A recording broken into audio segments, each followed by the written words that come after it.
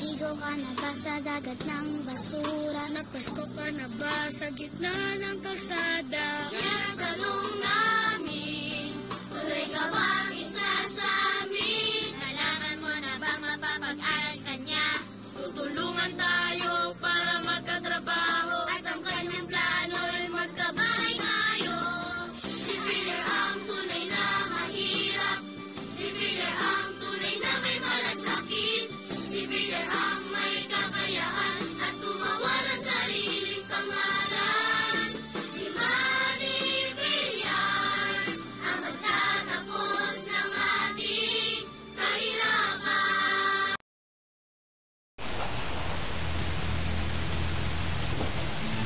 Are you tired of hearing crap like that during election season? Good morning, my fellow Filipinos. I'm sorry for this very unsettling introduction, but the reality of our country is even more disturbing.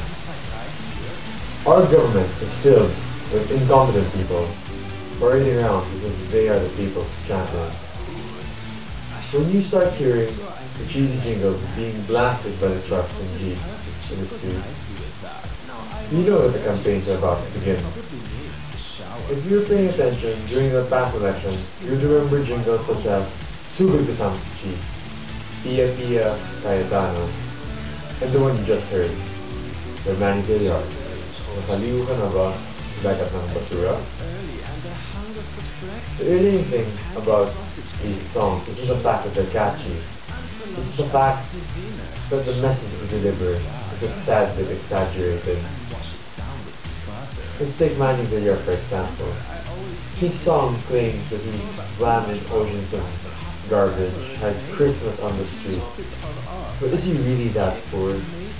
Lots of people have given their testament and statement saying that he wasn't. He was either in the low class, low middle class, but never the poorest of the poor to have endured such a harsh childhood. He claims that he came from the slums, but I think it's just a ploy so that the voters can relate to him, the masses, where most of the votes count. What he did is simply just unacceptable. Candidates are very opportunistic. They pounce on any form of public relations or PR campaign they can get their hands on. Whenever a natural calamity occurs, the foundations supporting the candidate rush to the aid of the victim. Don't get me wrong, I am totally for helping the afflicted. But don't you think that helping people, going out of your way to help them, just for the sake that people can see you helping, is a bit wrong or twisted? Delivery trucks with massive posters of the faces of the candidate deliver food with either stickers of faces, names, slogans, political parties branded on each cover. How can you say that's not shameless PR? If the candidates really wanted to help, they would have A. Been at the front lines of the relief operation as soon as possible. B. Spent less time sticking all their paraphernalia on whatever relief goods they're gonna hand out. C. Instead of spending on those stickers, given more to those who need it. And let's not forget, the most important thing, not ask for recognition after their selfless effort.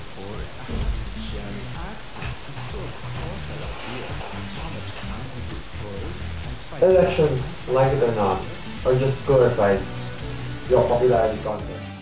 Elections, like it or not, are just glorified popularity contests. Whoever has the best slogan, theme song, or whatever gimmick has the biggest chance to be remembered by the voters.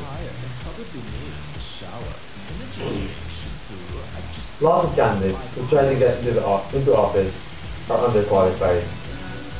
I'm just saying. To some extent, most of these underqualified candidates were former celebrities. Being a celebrity, in some ways, makes the voters very biased because fame comes into play. You may have played an ex-action movie star.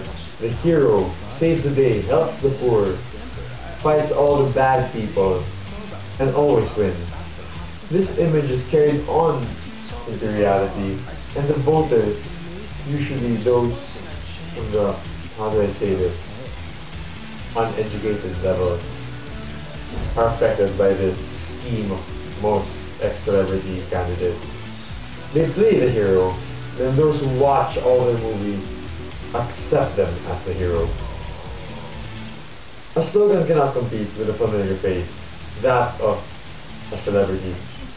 The fame makes the candidate very favorable to the voters, even if the candidate has none or almost close to no qualifications. The Filipino people always want a beacon of hope or someone to place their faith in.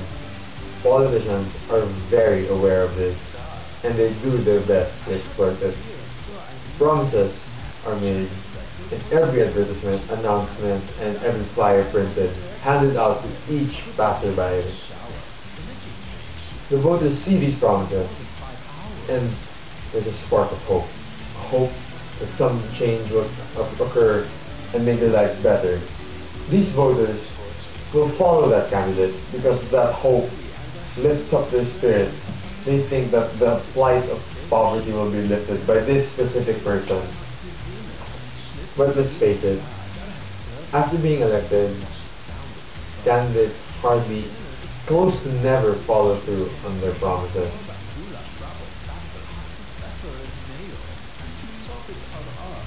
Let's take former President Gloria Macapagal Arroyo for example. She swore to end the conflict with the MILF. What happened?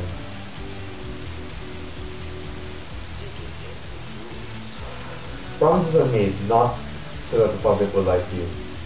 They are made, they are promised to the people to be fulfilled. Being liked is one way that underqualified candidates can get the upper hand. It's one way that underqualified candidates get the upper hand. Having less qualifications and accomplishments can be easily overlooked if the person you're running against has some dirt on them. Spreading rumors or disclosing personal issues about other candidates creates doubt and makes the person being tracked less credible. Slander is a very frowned down upon method that is often used in politics. Despite its negative nature, it will never disappear from the political scene unless all the candidates are equal,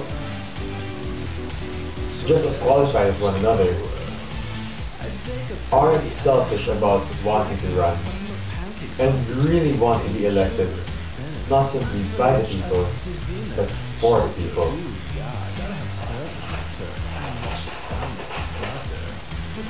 To summarize my speech, I would like to say that votes should become... To summarize my speech, I would like to say that voters should become aware of all the tactics and tricks that political candidates can pull off. We the people should always vote wisely, not based on flash.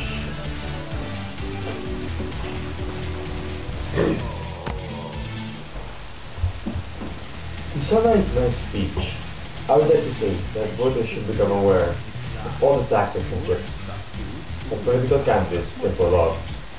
We the people should always vote wisely, not based on flashy campaigns. We should decide on who to support due to substance, not merely based on form. I would like to thank those brave Filipinos who gave their lives so that we, the people, may enjoy the right to govern ourselves. Thank you for lending me your ears and giving me a moment of your precious time. Vote wisely. Mabuhay.